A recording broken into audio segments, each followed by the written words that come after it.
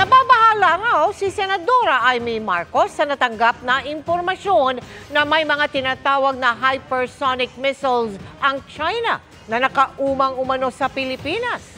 Nakatutok si Rafi Tima.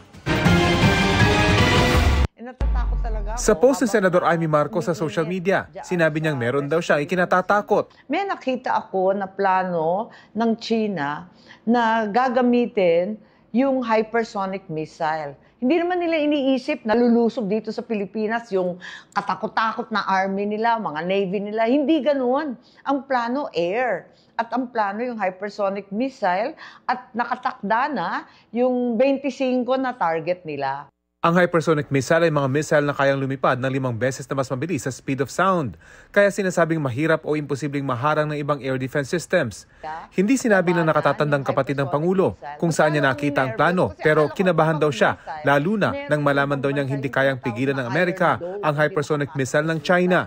Kapag hypersonic daw, kayang-kaya pumasok. Ganyan lang kadali, durog daw. Sa pagbabasa natin, may mga Brahmin missile na sa Batanes, pati sa Subic. So yung dalawang yun ang uunahin kasama ng Ilocos kasi may mga live fire na balikatan. Katakot nga Ano ba yan? 25 hindi biro-biro yun. Sinubukan naming hinga ng detalye ang opisina ni Senador Amy pero wala silang tugon.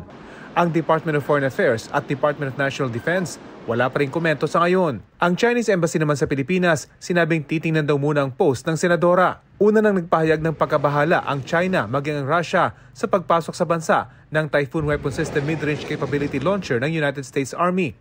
Ayon kay Russian President Vladimir Putin, dahil sa hakbang na ito ng Amerika, balak na rin nilang ibalik ang paggawa ng mga intermediate at short-range nuclear-capable missiles. Nauna nang nagkasundo ang dalawang bansa noong 1987 na hindi na sila gagawa ng mga ganitong armas. Pero umalis sa kasunduan ng Amerika noong 2019 sa ilalim ni Noy President Donald Trump. Sa kanyang pahayag sa anibersaryo ng Philippine Air Force kahapon, sinabi ng Pangulo na mahalaga na magkaroon ng kapasidad ng bansa na depensahan ng kanyang teritoryo sa pamamagitan ng mga bagong armas.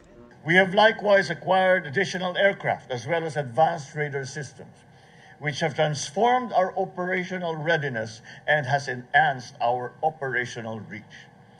Indeed, these assets contribute to an agile Air Force, capable of protecting our nation, our people, and our resources, and dedicated to ensure that we are ready to face challenges with advanced precision, speed, and force.